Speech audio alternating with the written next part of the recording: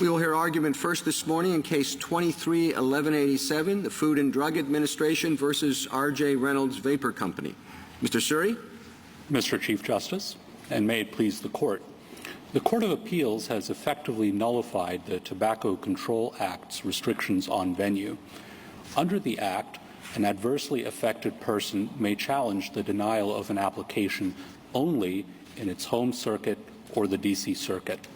But under the decision below, an applicant may challenge a denial in any circuit anywhere in the country so long as it can enlist a local retailer willing to join its petition.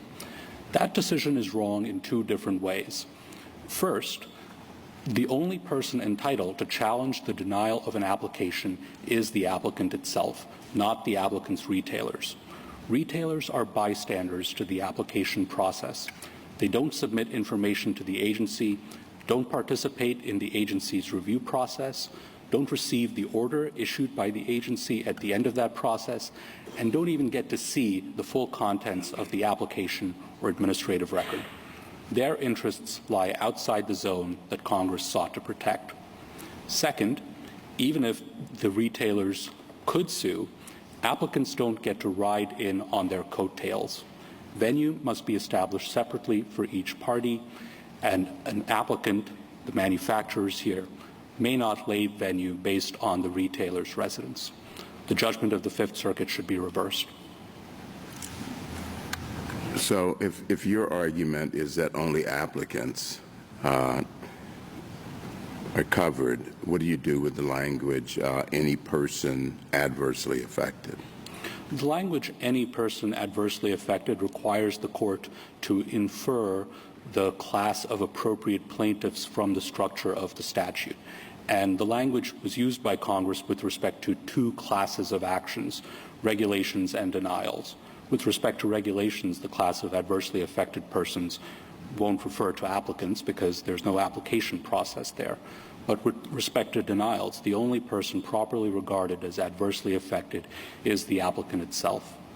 And the main reason for that is the structure of the statute. It is implausible that Congress set up a system in which someone, the retailers, would have a right to challenge an agency order but wouldn't have a right to be notified of the order in the first place. It's simply unlikely that Congress would have expected such a person to be able to challenge the order within 30 days after it's issued. They don't even know that it's been issued in the first place. Well, I think they probably do in terms of what they're following. I think it's a bit much to call them bystanders. I mean, their business depends upon this or in other circumstances, whatever the retailers are. And the whole purpose of the proceeding is to either overturn a decision preventing retailers from doing what retailers do with respect to the particular product. I mean, if that's the whole point of it, from the government's point of view, the regulatory point of view, and what's harmful to the public, that's whether or not these products are going to be sold, I don't know why the retailers aren't the most likely people to bring an action, a challenge to it. The most likely people to bring an action are the applicants themselves. We are not aware of a single case where a retailer has brought a freestanding challenge unaccompanied by the applicant. That's because it's simply practically implausible that the retailer would be able to do so. Again, the retailer isn't notified that the order has been issued and doesn't get to see the contents of the application. So as a practical matter, what's going on is that the retailer is simply a prop being used by the manufacturer to enable them to get into the circuit they prefer. They're not adding any value to the case itself. What you suggested, Mr. Suri, about the structure of the statute, I mean, I would think that this structure says, it points in the exact opposite direction from what you said. You know, it says A is the promulgation of a rule and B is the denial of an application. And as to both of those, any person adversely affected can file a petition. And you're essentially reading this so that the any person adversely affected is, has two different meanings, two different definitions for the A and the B. And I would think that that's a very strange way to think about this section. I respectfully disagree with the premise of that question, Justice Kagan. We are reading adversely affected to have the same meaning for A and B. It means the zone of interests test. It means you must infer from the structure of the statute the appropriate class of plaintiffs. It's just that the interests protected by the provisions authorizing regulations are different from the interests protected by the provisions authorizing denials of applications. Well, I guess I see the point. If you broaden out the generality, you can say, oh, it's still any person adversely affected. But as to A, it's one group of people. As to B, it's only the applicant. And, I guess I just wouldn't understand a person writing this provision to have that in mind, to think that it can flip around as between A and B when the same language comes after it. On any reading of the statute, Justice Kagan, there are going to be different classes of people adversely affected under A than under B. A refers to regulations establishing and revoking tobacco product standards. So the adversely affected people could potentially include smoking cessation groups that believe that the tobacco manufacturers are being under-regulated. B, however, refers only to the denial of an application. It doesn't refer to the grant of an application. So it doesn't allow for under-regulation to be challenged. Does the retailer have Article 3 standing? Yes, we accept that the retailer has Article 3 standing. Why? The retailer is, in this case, being ultimately prevented by the Act from selling the products that the retailer wishes to sell.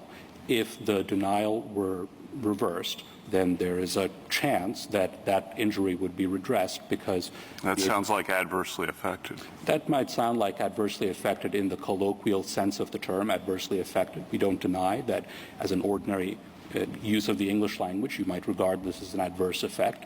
But the whole point of this Court's cases interpreting adversely affected and aggrieved is that those are legal terms of art. They don't refer to the... Well, how do you deal with a case like Bank of America? Bank of America was a Fair Housing Act case where there was a special definition of the term aggrieved person. The Court in the 1970s had interpreted to extend all the way to the limits of Article 3.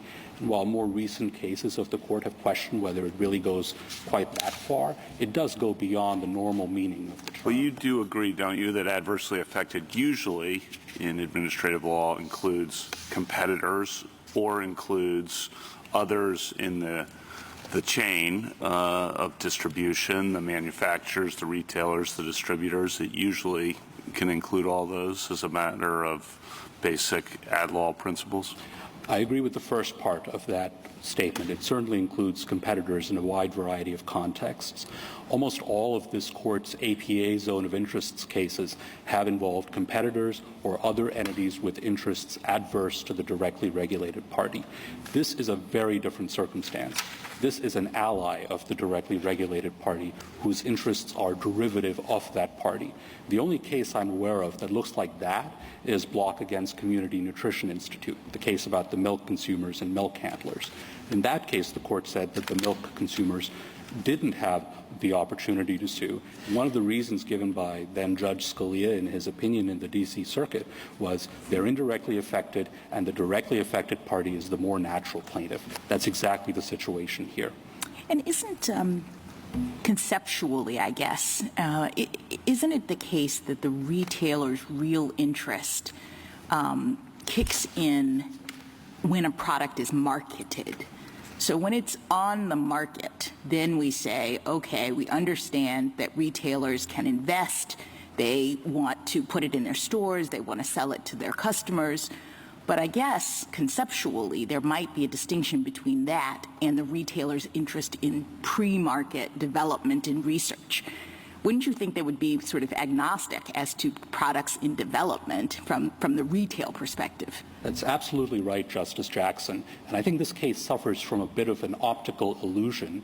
The fact that the products are on the market is a result of FDA's deferred enforcement policy. But in trying to figure out what Congress intended in the statute, it's helpful to put FDA's enforcement decisions to the side and look at how Congress anticipated that this scheme would play out. And it anticipated that this would be happening, this meaning the approval prior to market. Absolutely. That the denial that is at issue here is happening before this product ever is sold by anyone. And so then the question becomes, what is the retailer's interest in that? Exactly. And the question the court should ask itself is, would Congress have anticipated that you have a scheme where a retailer doesn't know this application process is going on, doesn't know that the agency has issued a denial order, probably doesn't even know that the product exists under the statute's confidentiality provisions? Does this retailer get to swoop in out of nowhere and within 30 days institute a judicial review? I think that's a very impractical understanding of the reason. It's not premature from one perspective. The reason the manufacturer is doing this stuff is because it wants to make a product that the retailers want to sell, and the retailers presumably will identify problems, and the manufacturers will know about it, and they'll try to undertake research, whatever, to fix it. No, I'm sorry, Mr. Chief Justice. It's not realistic to say that the retailers are contributing something valuable to the case. Look at this case, for example. The basic claim is that the agency unfairly surprised the applicant by changing the standards under which it evaluated the application. Now, the retailer has no idea whether the applicant was surprised or not. Because why do you say that? You don't think there's conversations or discussions or conferences, for all I know, between the retailers and the manufacturers of the product they sell? There may be, but the statute does not require that the agency even reveal the existence of the application to the retailer or the existence of the order. So the question simply is, does the manufacturer get to talk to the retailer on the side and thereby enlist the retailer to participate? The only reason for the manufacturer to do that is to try to get around the venue restrictions. It's not because the retailer is adding some facts or information or legal analysis to the case that the manufacturer couldn't have otherwise. You're analyzing it as if the statute only allows suit by the most adversely affected. I mean, the retailer is losing money, substantial money, that it would otherwise be able to potentially make. And that financial injury certainly sounds like adverse effect under any, as you would say, ordinary understanding of the term, but also any administrative law understanding of the term that I'm familiar with.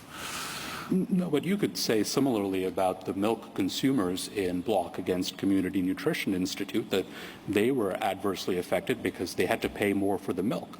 Yet consumers are arguably analyzed a little differently than those who are in the upstream or downstream chain of production and distribution and sale. I respectfully disagree with that, Justice Kavanaugh. The entire point of authorizing these e-cigarettes, if they're ultimately authorized, would be to save the lives of consumers, would be to ensure that they can switch from more dangerous products like cigarettes to less dangerous, potentially, products like e-cigarettes. So if they're outside the zone of interests, then the retailers whose substantive interests Congress really didn't care about at all are certainly outside. Do you think that there's anybody who's adversely affected other than the applicant? No. So why didn't they just say the applicant? Because Congress drafted a provision covering both regulations and denials, and the fact that it yoked those two together in a single provision forced it to use a more general term, adversely affected. Yeah, I mean, you might think that they're yoked together because Congress meant for the same people to be able to sue with respect to both. But as I was I mean, in the withdrawal section, it does use the word applicant. But the withdrawal section applies only to withdrawals. It doesn't also refer to regulations. And for that reason... Right. I was just thinking they knew how to use the word applicant. If they thought that the denials should only be about applicants, then they would have written a provision, pretty much like the withdrawal provision, that says with respect to a denial, an applicant can sue. Well, let me try it this way. The fact that Congress used the word adversely affected in one provision and the phrase applicant in the other provision certainly requires an explanation. One explanation is the one that respondents have offered, which is adversely affected covers people beyond applicants. But there's another explanation, which is that the provision covers both regulations and denials, and Congress was forced to use the broader term. There's also a structural implausibility in the other side's argument, which is that retailers are allowed to challenge denials but are not allowed to challenge withdrawals. Withdrawals affect retailers far more directly than denials. It requires them to take off the shelves products that they have lawfully been selling. And yet, in that context, Congress made clear that only the applicant is allowed to sue. Now, no one has come up with any reason why a rational Congress would have set up the scheme that way. Mr. Story, can I just ask you, I was a little surprised by your emphatic response to Justice Kagan that no one else fits into the category of adversely affected. What about I'm hypothesizing an interest group that really believes that the sale of flavored cigarettes is important for helping people to stop smoking, adults. And they really believe this, and in their research, this is a net positive despite the effects on children or whatever else. Because they have an interest in this particular product, why wouldn't they be adversely affected for the purpose of this statute? Much as I'd like to be able to say that other entities would be included, I don't think we could say that. The reason that they're not adversely affected and they're not entitled to sue is ultimately the same reason the retailers aren't entitled to sue either, which is Congress set up a scheme in which they're not entitled to participate in the administrative process and they don't get notice of the order when it's issued.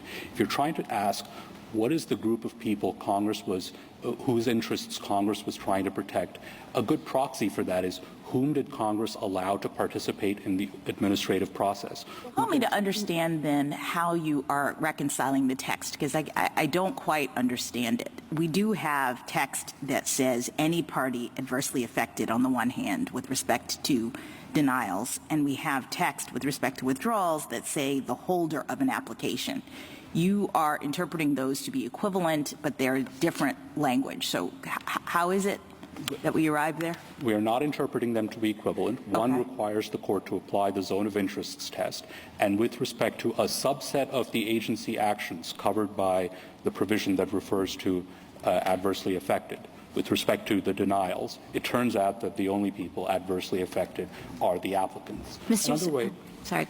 Please finish. Please go ahead. I just wanted to take you to the venue question, your venue and joinder argument. I just don't want your time to expire before we talk about that a little bit. Let's assume that I think we have the discretion to reach it.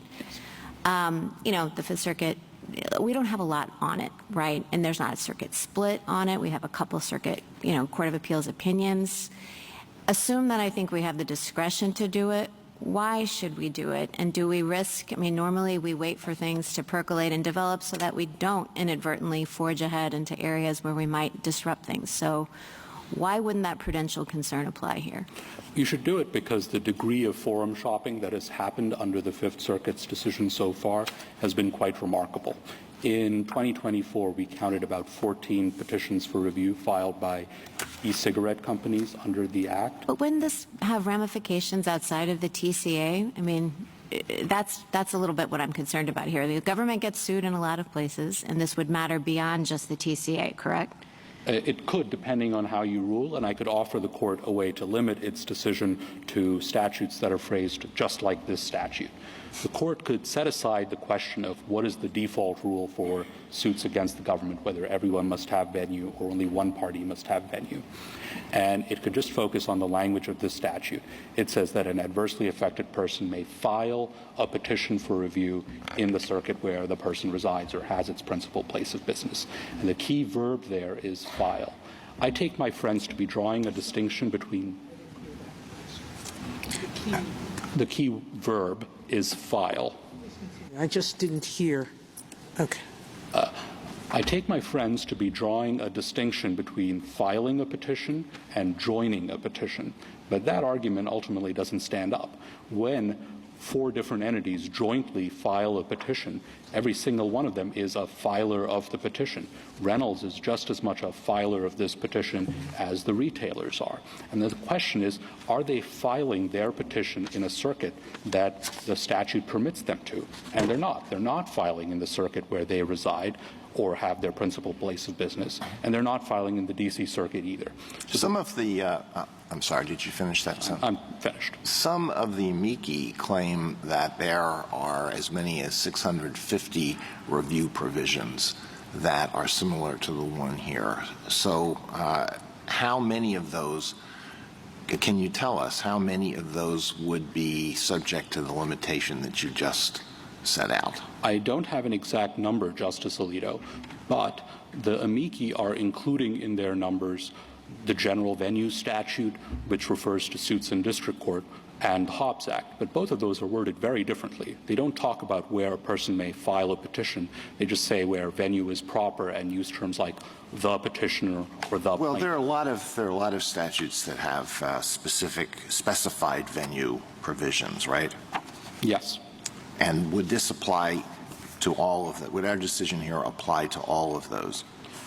Not necessarily all of those. Some of those are worded like the statute here. I think the only example cited in the parties' briefs and the Chamber of Commerce amicus brief are the Investment Advisors Act and the Natural Gas Act.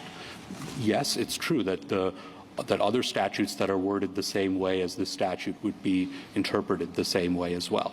And what about 1391? Would this be a way essentially to bracket 1391?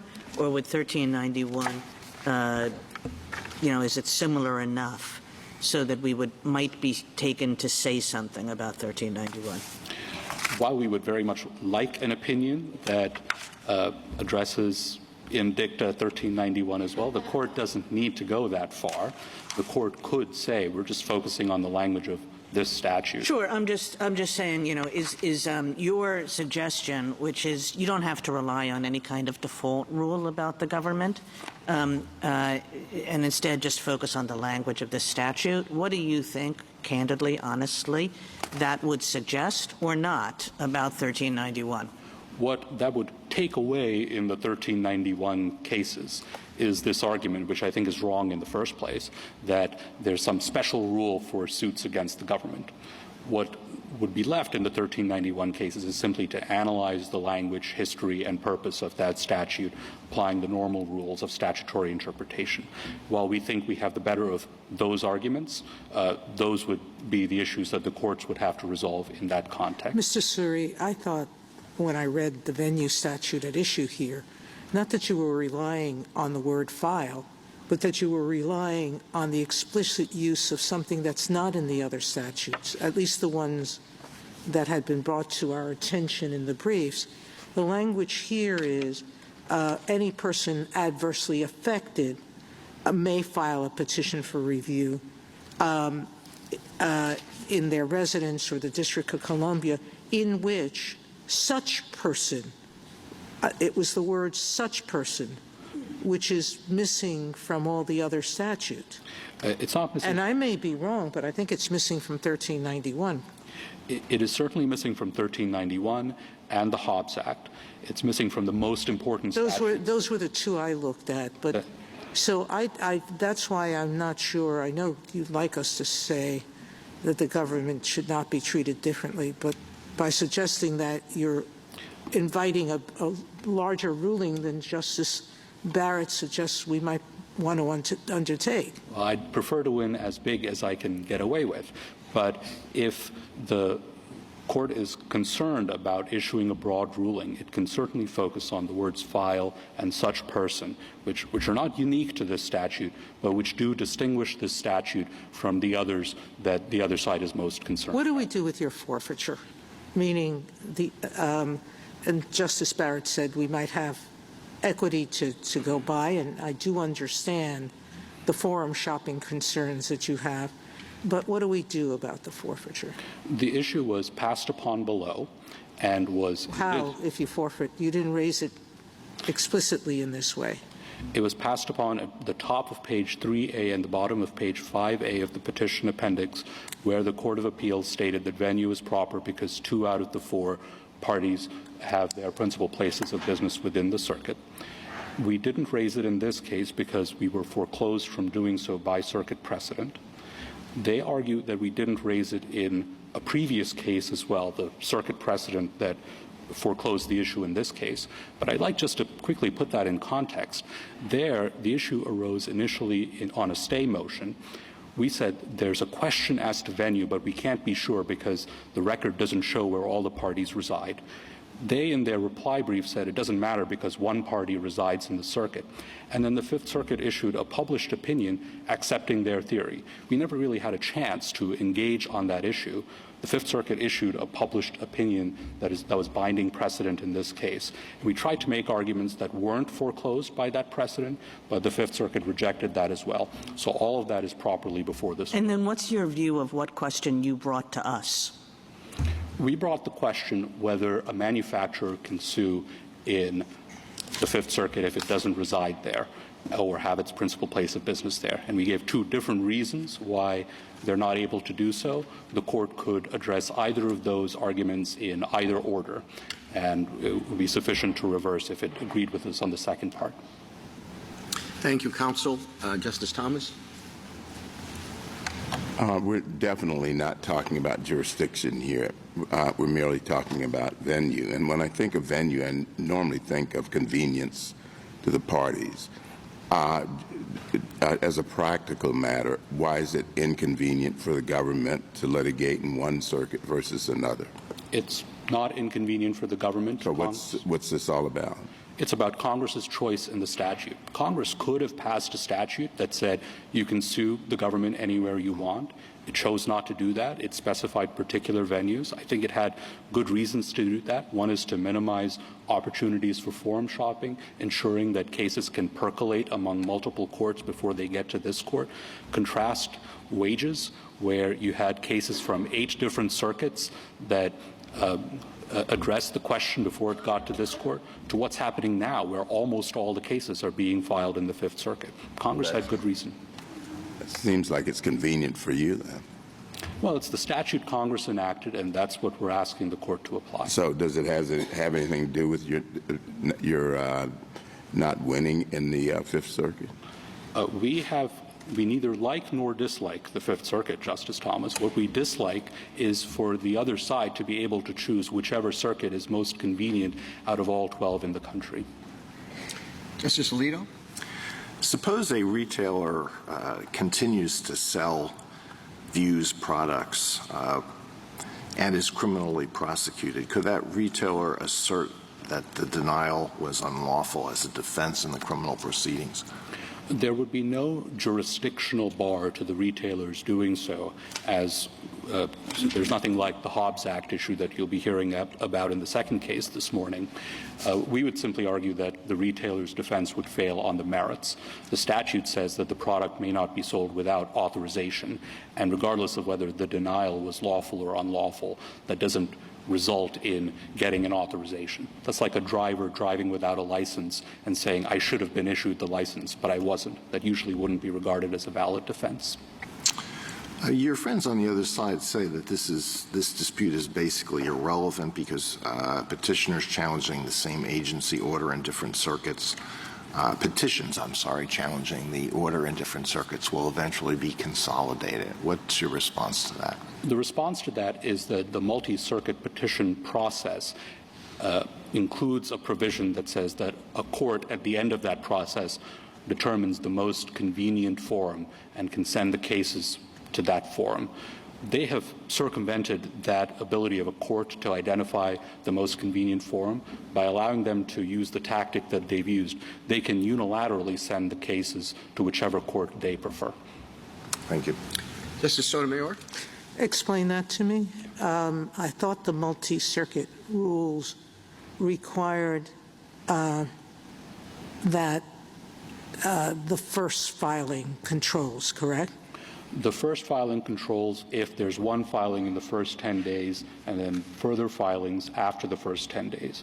But regardless of whether the first filing controls, the court in which the petitions are consolidated can receive a motion to transfer the case to what it regards as the most convenient forum. And we have cited authorities saying that preventing gamesmanship is a valid basis for granting such a motion. So if they tried some tactic to engineer the cases to get to the Fifth Circuit, we would respond potentially by filing that type of motion. They've prevented us from doing that by not invoking the multi-circuit process. I see, by filing everything in the Fifth Circuit. Exactly. And joining everyone there. Exactly. Got it. Justice Kagan? Justice Gorsuch? Mr. Suri, on the second question, you say it's not inconvenient to litigate in the Fifth Circuit for the government. I get that, but you say that there's forum shopping concerns by allowing manufacturers to piggyback. Is that right? Those two things, we can hold those two ideas in our head at the same time? Yes. Okay. If we got rid of the manufacturers piggybacking, what would stop manufacturers from simply funding retailer suits, and we wind up in exactly the same place? The first problem with that would be that there is a question about the scope of the relief that would be issued. The statute uses the phrase set aside, and I know there's been some debate about whether that allows for universal relief or party-specific relief. Putting that aside. So it may be that there's relief only for the retailer. I understand that. Putting that aside, there might be additional reasons why a manufacturer is unable to fund the retailer. For example, the contents of the application often include trade secrets that the manufacturer may not be willing to share with the retailer. But suppose the manufacturer is. Well, then that's the price that the manufacturer is paying in order to. It may well be. We could wind up in the same place, is I guess what I'm driving at. Third-party funded litigation is not unknown in this country. It is the ingenious lawyers representing the applicants could come up with some. You're pretty ingenious too, Mr. Suri. Don't sell yourself short.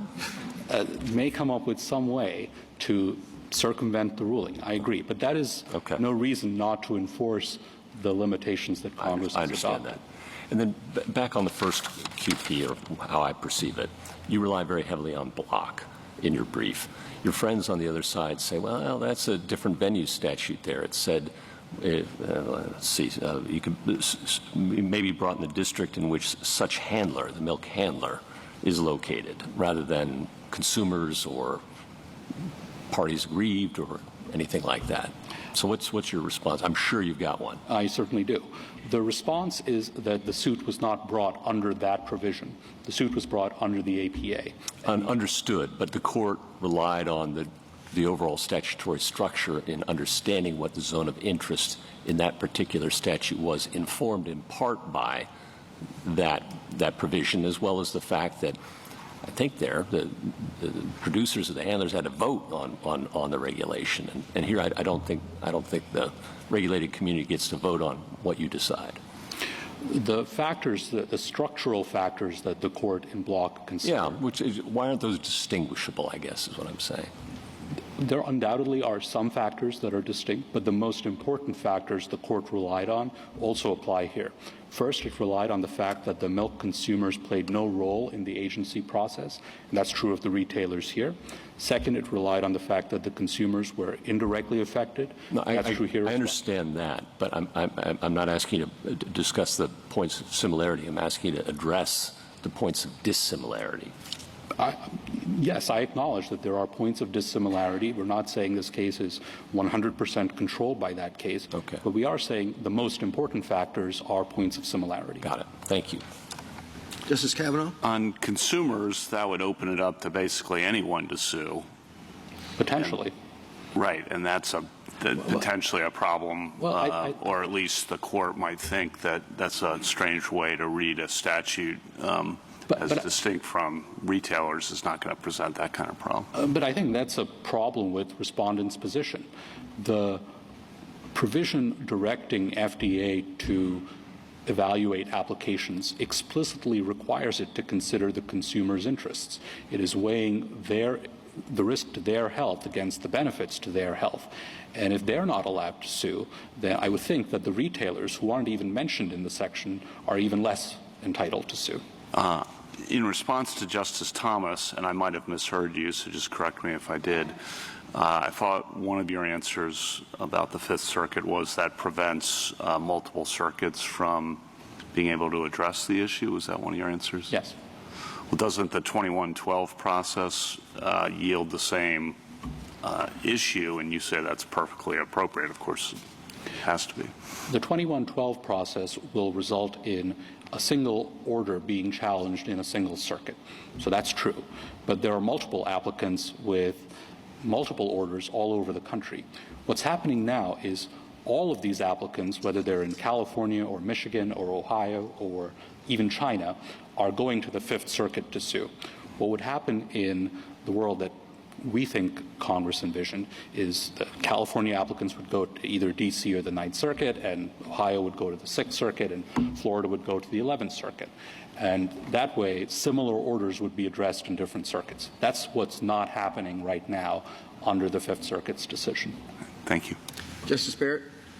Mr. Suri, I want to state something about what it means to be adversely affected or aggrieved, and then I want you to tell me if we're understanding it the right way.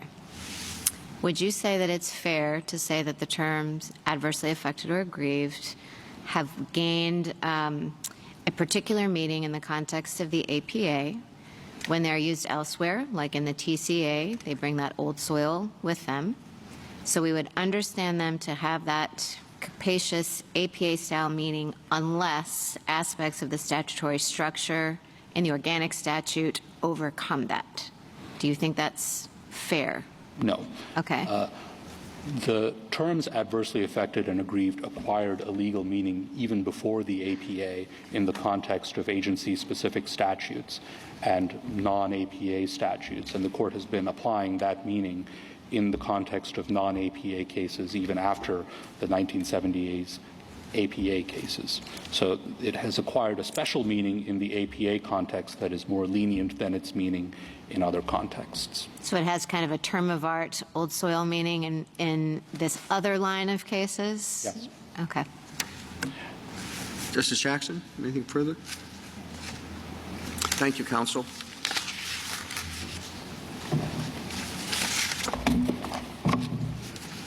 Mr. Watson?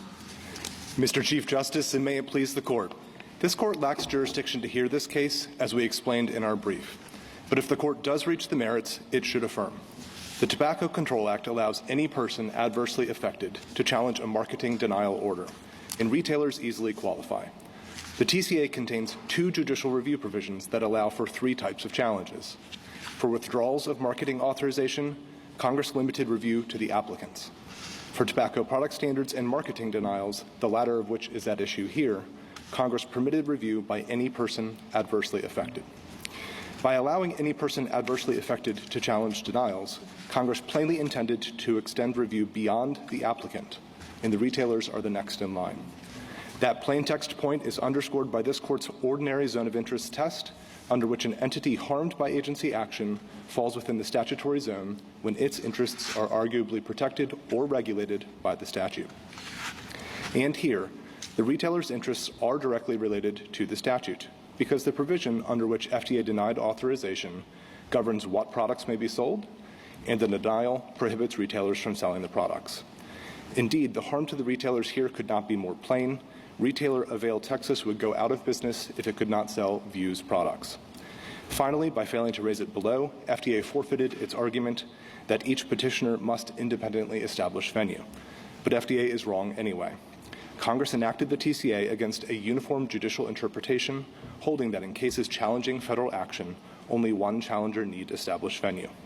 In any event, ruling for FDA on this issue would change nothing. All 4 entities here would still end up in a consolidated case in the Fifth Circuit. Therefore, the Court should dismiss the writ or affirm the order below, and I welcome the Court's questions. Why do you think Congress would treat denials and withdrawals differently? So, as your question suggests, Justice Thomas, Congress did distinguish between those 2 scenarios. The plain text makes that clear. And if we think about why that is the case, it's helpful to look at 387JD, which is the provision that governs withdrawals. The 7 out of the 8 reasons for issuing a withdrawal are focused on the applicant. For example, untrue statements in an application or misleading labeling of an applicant, or not maintaining the facilities properly from the applicant. It's a very applicant-focused decision by the agency. And then, if the agency is considering withdrawing authorization, there is a notice and hearing process that is laid out for the applicant to participate before the agency, before the withdrawal is issued. So it's evident throughout the statutory structure and the other provisions that withdrawals are very applicant-focused. By contrast, a marketing denial is much more broadly focused as to whether the products may be sold. And in that respect, the applicant and the retailers have the same interest, which is selling the products. But what else can you do? Meaning, retailers have no greater rights if the manufacturer fails to do something in the administrative process. You can't make it up. You come in with the exact same rights for approval that the manufacturer has exercised or not exercised. The decision that the agency is making under 387J is whether to authorize the marketing, the sale of the products. And in that regard, the applicants and the retailers are similarly situated. They both have an interest in selling those products. Tell me what you can do that the manufacturer can't do in challenging the order. You're stuck with the record the manufacturer created, correct? The administrative record would govern a challenge filed by retailers or by applicants. So what arguments could you raise that would be different than the manufacturers? So I take your question, Justice Sotomayor, to be getting at why would retailers be involved in the litigation process? What do they add to that? What additional argument could there be? And in that regard, I would point the court to the fact that when a marketing denial order is issued, it's very important to everyone in that distribution chain to seek a judicial stay of that order immediately so that the products may continue to be sold. And we went into court immediately and sought such a stay. When making that argument, the irreparable... But the manufacturers could have done that if they really thought it was necessary. But they can't do it unless there's something inadequate in the record, correct? Both the manufacturers and the applicants jointly did that in this case. And my point was that in seeking a stay, irreparable harm has to be established. And the fact that, for example, Avail, Texas, one of the retailers here, will have to go out of business if it cannot sell the views. I fully understand the harm, but it's identical to withdrawal. So you're going to be harmed in any situation, whether there's approval not given or it's withdrawn. But it is true. I am asking you what rights in the administrative, what arguments, what evidence, what anything can you present that would be different than the manufacturers? The retailers can make the same arguments, and it is based on the same administrative record, Justice Sotomayor. Mr. Ross, sorry, go ahead. But here, Congress has distinguished between the withdrawal scenario, which is limited to applicants. Yes, and that distinction is what really bugs me about your position, because I think we would all agree that the retailers have a significant interest once the product is on the market, that they have purchased it, they have stocked their shelves, they are ready to go. In fact, they might even have sales numbers where it's been out there and now their skin is really in the game. And yet in that situation in which they would be clearly harmed if suddenly approval was withdrawn, Congress has made clear that they don't have the ability to sue. And so it seems just at least peculiar, if not, in my view, sort of undermining your argument that the retailers have an interest in the pre-market scenario that would entitle them to sue. The fact that Congress has said in the very situation in which we would expect that retailers would be able to come in to protect their own interests, Congress has not allowed them to. Justice Jackson, I think I would answer that in two parts. The first is that very strong interest that you identify, we agree, and that is implicated here because in this case, these products are on the shelves. Can we just pause for, let's talk about the post, because I do want to get back to that. But I agree with you that once the product is marketed and the retailers, I think in some places, they actually purchase it to sell to their customers. I mean, correct. They are in this thing. That's correct. Congress says if the FDA withdraws its approval of products that they have already purchased and stocked their shelves, they can't sue. So that suggests to me that Congress was really not in this statute protecting retailers' interests. It is absolutely true that in the withdrawal scenario they cannot sue, but Congress here drafted a separate provision that says any person adversely affected. No, I understand, but what we have to try to figure out what Congress wanted with respect to whether retailers were in the class of people that should be entitled to sue. And the clue from the statute here is that Congress was not focused on retailers, because if they were, they really would have given retailers the ability to sue where their interests are most seriously affected. Let me ask you about the pre-market assumption that retailers and manufacturers actually stand in the same shoes. I guess I'm not sure I understand that, because it would seem to me that retailers really get their interest from marketed products. Again, it's once the product is on the market, the retailers come in, they buy it up, they do whatever, and they're ready to sell it to customers. I'm not sure that they have the same interest as a manufacturer in pre-market, pre-development.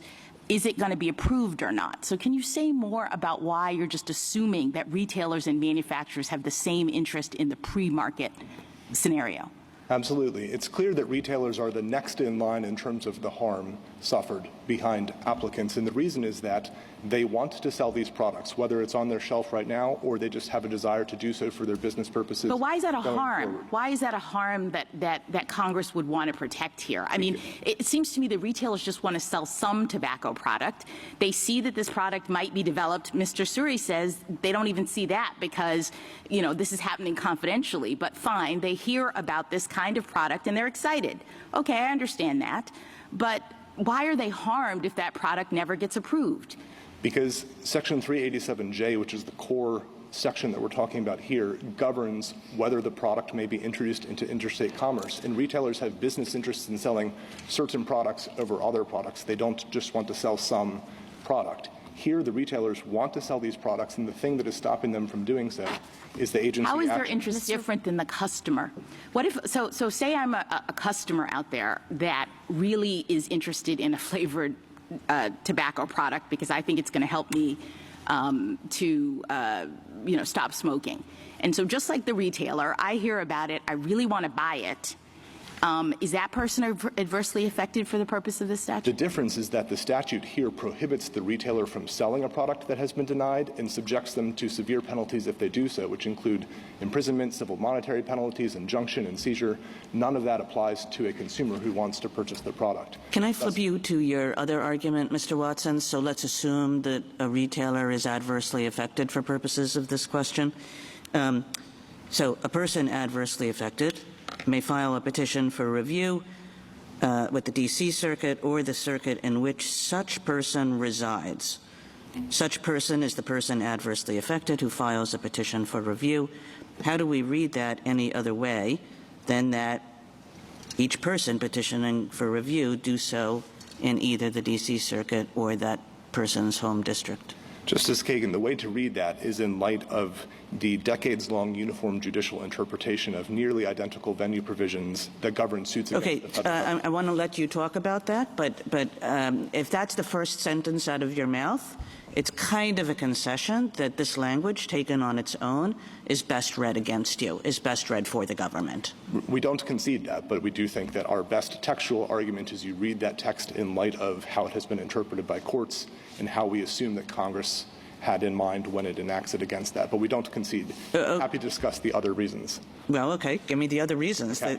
So just on the text itself. I mean, yes. I want to know how to read that text your way. So at best for the FDA, the text is ambiguous because, yes, it refers to such person. It also refers to their, which is plural. In 1 U.S.C. 1, the Dictionary Act says that singular can refer to the plural. I would also point out that even if it is singular, it doesn't actually answer the question here. So let's assume it's singular. That just means that at least one person has to satisfy it. It doesn't mean that every person has to satisfy it. And that's essentially the rewriting that FDA's position does, is rewrite it to say every person has to satisfy it or all persons have to satisfy it. Well, I take the point that it doesn't say, and we mean, and then answer the question in this case.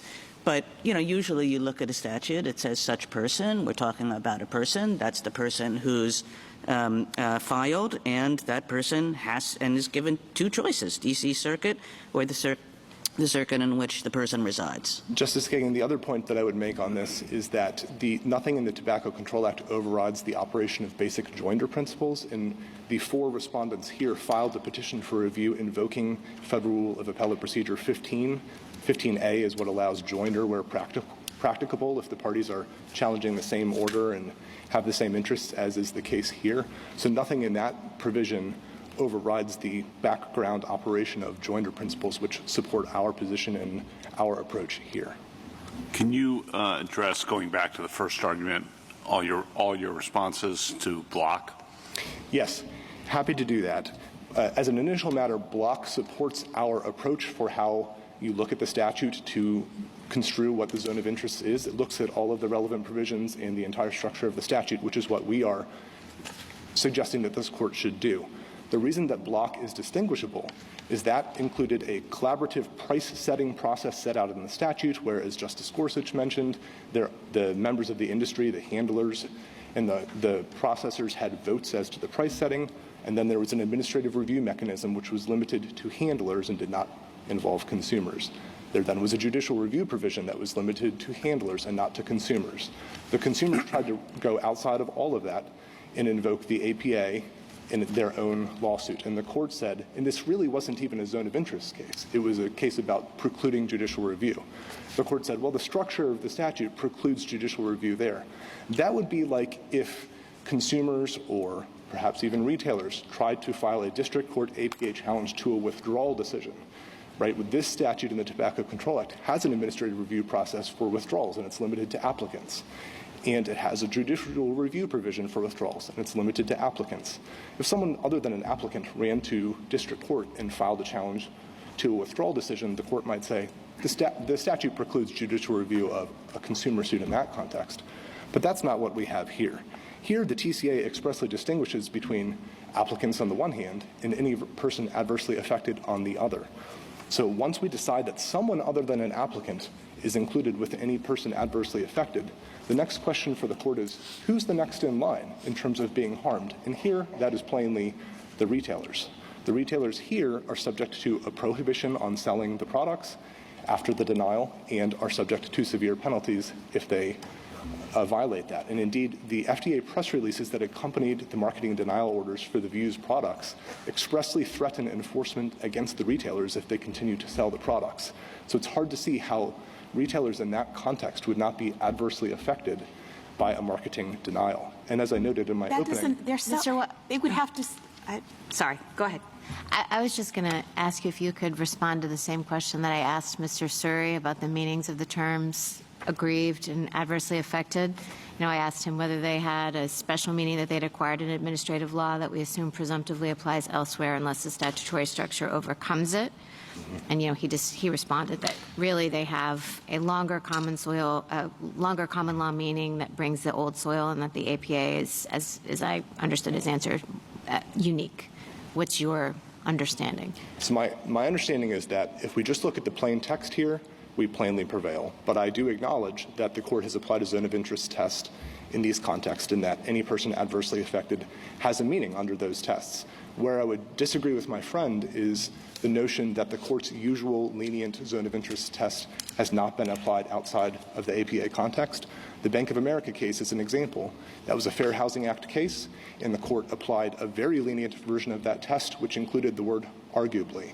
The Thompson case was a Title VII case. That likewise applied the usual lenient version, and it used the word arguably. But when you say usual and you point to the Bank of America case, I mean, really what you're saying then is that the lenient test from the APA generally applies absent. Yes, and in fact, this court in the Bennett decision at page 163 indicated that the usual test applies unless the statute expressly indicates otherwise. In that case, any person was the phrase in the Endangered Species Act, and so the court said, well, that indicates otherwise. That's even broader.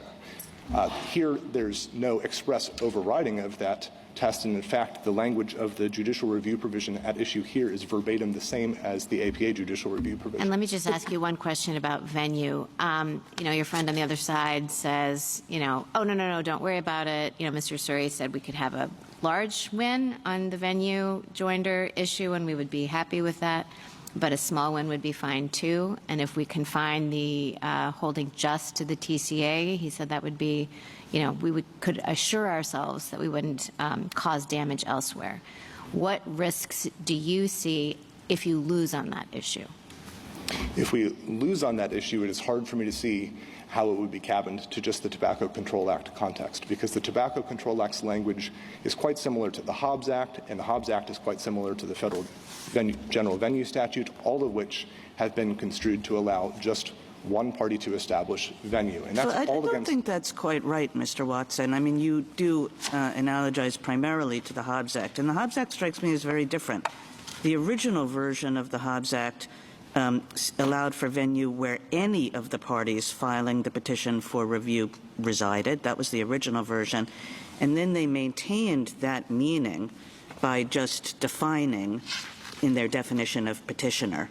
So the current version does the exact same thing by reference to a definition, that it makes it clear that you can get venue where any of the persons filing the petition for review resided, which is exactly what this section does not do.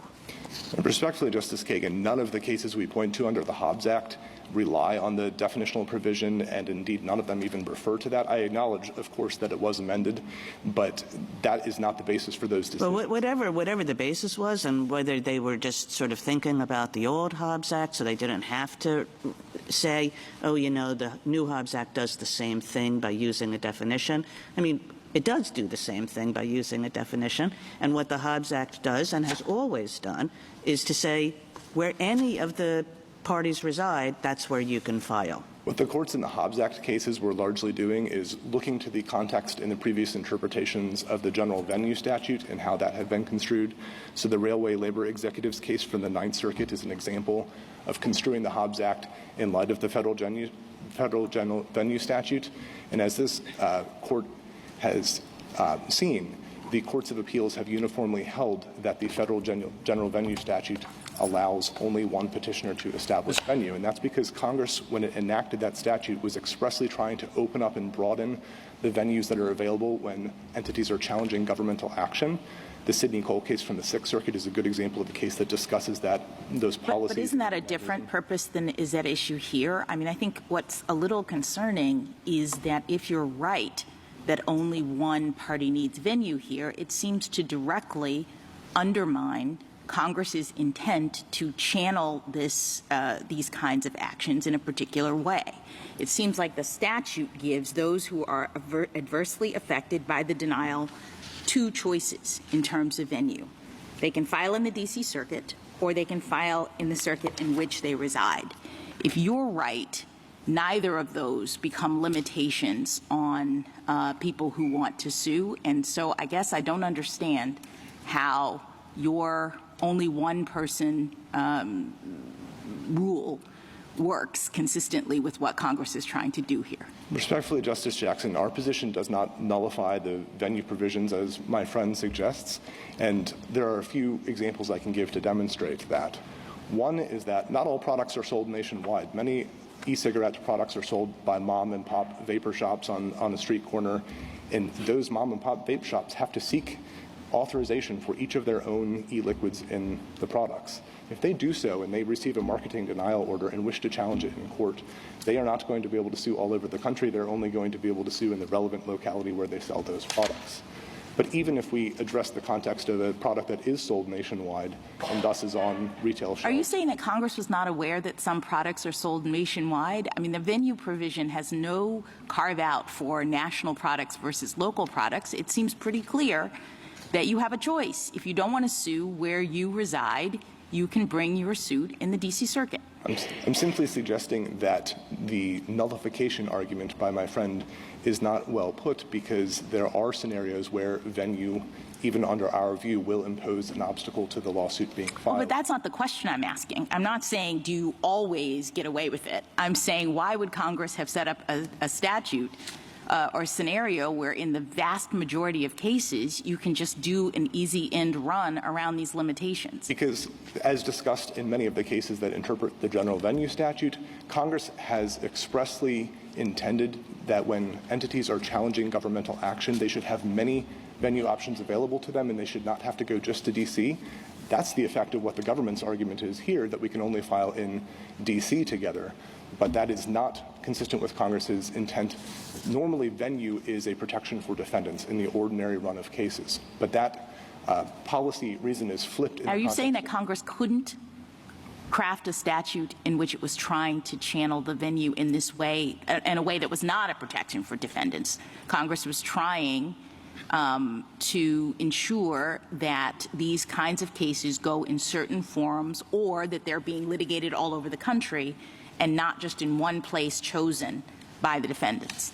Congress certainly could craft a statute that makes venue very limited or makes there be very many options. And my point here is that the statute that we're looking at, read in the context of other statutes that authorize suits against the Why do we have to read it in the context of other statutes? Why can't we look at what Congress was doing in this statute? We read it in context of the other statutes under this court's decision in Bragdon, in the Texas Department of Housing case. When there is a uniform interpretation by the lower courts, we assume that Congress intended the words that it was enacting to have the same meaning that those uniform courts have held. And here that supports our position. But as I was also discussing earlier, even setting that argument to the side, basic joinder principles here support the fact that the 4 respondents can and did jointly file a petition for review under Federal Rule of Appellate Procedure 15 in the Fifth Circuit, and there's nothing in the Tobacco Control Act that overrides the ability of the petitioners to do so. I would also note that if we prevail on the first question and retailers are indeed allowed to sue, the second question really is not one that the court needs to reach, both because of the forfeiture argument that we made in the briefs, but also because 28 U.S.C. 2112A is going to result in all 4 of the respondents being in the Fifth Circuit in a consolidated case challenging this marketing denial order. So it's not going to make a difference in this case. Can you explain that further, why that's the case? Yes, because in this instance, the 4 respondents jointly filed their petition within the first 10 days after the marketing denial order. The government raised a venue objection very quickly, and so within the 30-day timeliness window, but outside of the first 10 days, we went to the D.C. Circuit and jointly filed what's referred to as a protective petition there. And that's just been pursuant to the agreement of the parties in the court, held in abeyance in case we don't prevail on the venue issue in the Fifth Circuit. If we have the scenario that I was just discussing, the retailers will be able to still stay in the Fifth Circuit, but Reynolds, the applicant, will be transferred to the D.C. Circuit. But I would like you just to finish that answer, please. The protective petition will come alive at that point, and pursuant to 28 U.S.C. 2112A, the petition will be transferred to the only court in which there was a first 10-day petition. And that's here, the Fifth Circuit, and then they will be consolidated. That's all mandatory under the statute. I got it. One other question on the forfeiture. Yes. I'm struggling a little bit with that argument because the Fifth Circuit found venue, and so it didn't necessarily pass upon the question, even if it didn't discuss it. So it's conceded that it wasn't pressed below, and I don't think that the opinion below is fairly read as passing upon this either. The government was seeking relief below that is inconsistent with its theory now. It was asking that the case be transferred to the Fourth Circuit or the D.C. Circuit, which their theory now is we couldn't ever be in the Fourth Circuit. I think that demonstrates the court wasn't considering the issue that we're discussing now. Yes, they did comment in the opinion that in addition to establishing standing, 2 of the petitioners were located in the circuit, but that's the extent of it, and these issues that we're discussing now were not put before the court, and I don't think fairly are read as having been answered by the court. But in any event, the other reasons why the second question doesn't matter are what we discussed before, and the fact that the retailers and the applicant are seeking the same relief, namely to set aside the order. Counsel, given 2112, the Fifth Circuit still there still exists an equitable decision by it about whether it should transfer to the D.C. Circuit, meaning the manufacturer filed there outside the 10-day period, but it filed there. It has all of the materials. It was the party responsible for the application. Many parts of it are under seal, and shouldn't it be the D.C. Circuit who decides how much of that the retailer should see? There may be some things, Justice Gorsuch assumed the manufacturer might let the retailer look at everything. I'm not so sure, but that could be litigated by the court. So it's not an irrelevant decision by us to say where each party has to file. It is in the sense that the operation of the statute will result in mandatory transfer and consolidation. What the government is saying, it could make an application, and the court still has equitable powers under 2012 to decide differently. Correct. What I understand the government to be saying is that, yes, the process that I just described will play out, but after it does and everyone is back in the Fifth Circuit, they reserve the right to file a motion to transfer based on convenience at that point. And I do agree that the statute allows such a thing. That was my only point. But my friend conceded that it's not inconvenient to the government to be in the Fifth Circuit, which entails just sending the Department of Justice lawyer to the Fifth Circuit for oral argument. But it could argue gamesmanship. Having said that, on the zone of interest test,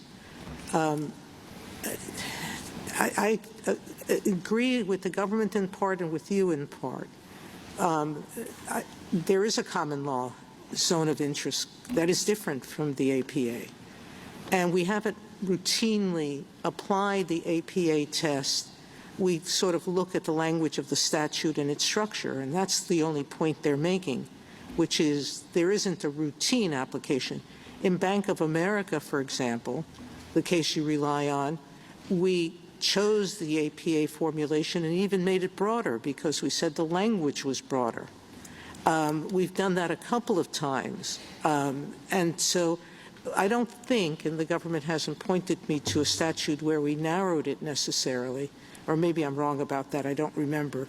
But the point still remains that I don't think we can do this as a common meaning understanding of what aggrieved means.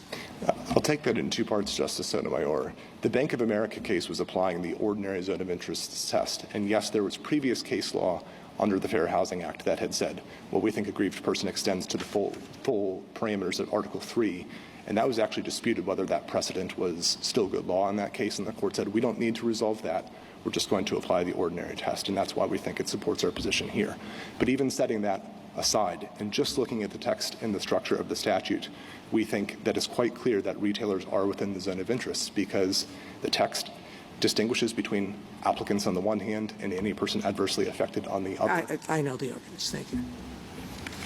Is it your position that adversely affected as a general proposition, usually when there's regulation of a manufacturer, adversely affects a retailer and vice versa?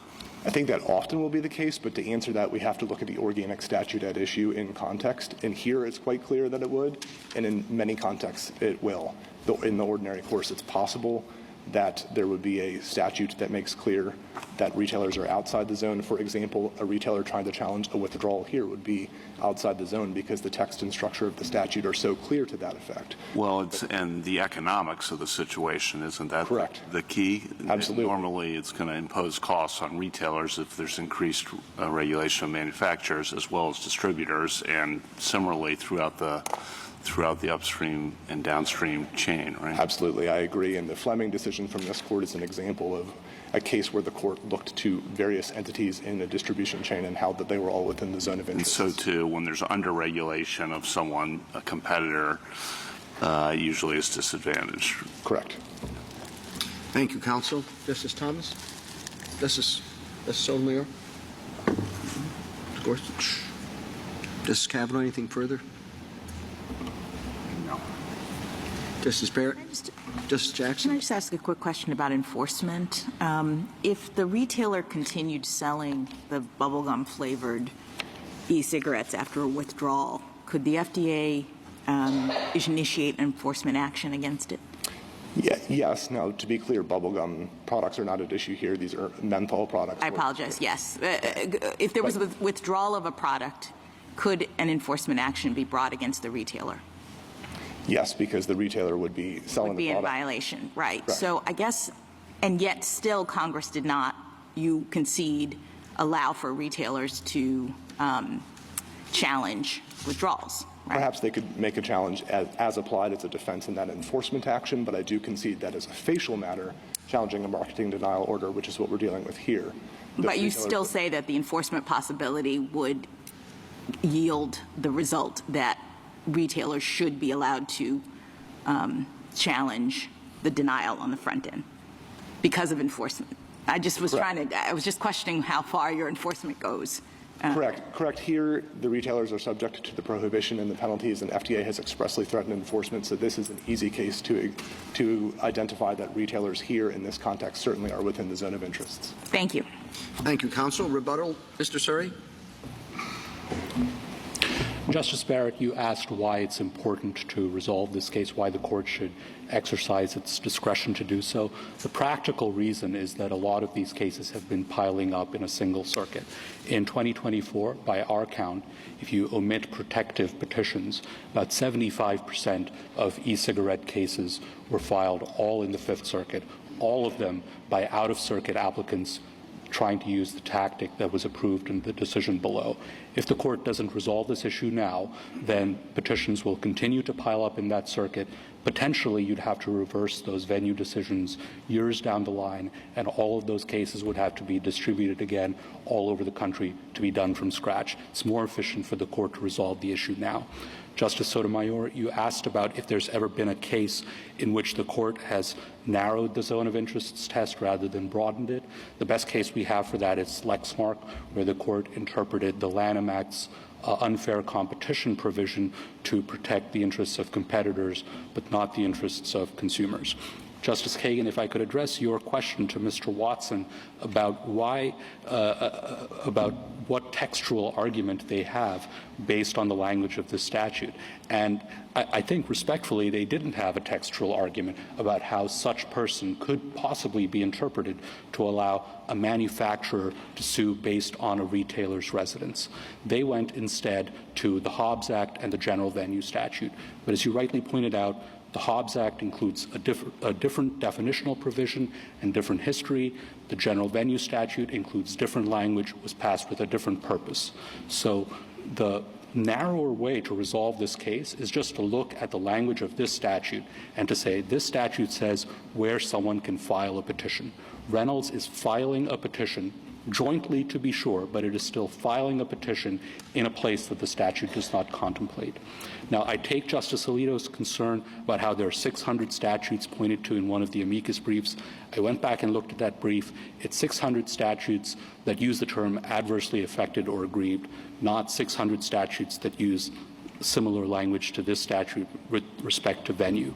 So a decision about venue, while it could affect other statutes, is not going to be nearly as far-reaching as my opponents have suggested or their amici have suggested. It's going to be limited to statutes that are worded like the statute at issue here. Now, it's true, Justice Gorsuch, to address your question about how they might come up with ways to circumvent whatever it is that we come up with in this case, and we will have responses to that, and that may eventually come back to this court in a future case. But the only issue that the court needs to address now is whether multiple parties can sue in a place where only one of them resides. The language of this statute makes it clear that they can't do so. I'd like to end just by noting that we have to be right either on the first issue or the second issue, because if we're wrong on both issues, then this venue provision, for all practical purposes, becomes meaningless. Congress specified two particular places where someone can sue, the home circuit and the D.C. circuit. But the practical consequence of the decision below is that a person can sue anywhere in any circuit, and that can't possibly be right. We ask that the judgment be reversed. Thank you, counsel. The case is submitted.